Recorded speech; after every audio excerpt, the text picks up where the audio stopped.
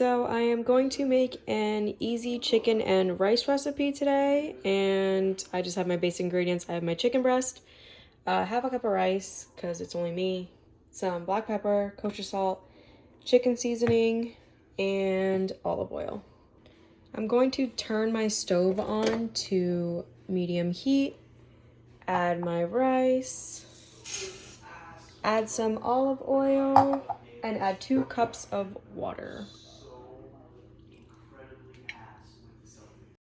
While your rice is boiling for about 10 to 15 minutes, you're going to heat up your pan with olive oil, let it get really hot, and then put the chicken on. Okay, so there's some hot oil in here, so we're going to put our chicken right in the pan and flip it after about 4 minutes. Let it get nice and hot. All right, so this is the final product.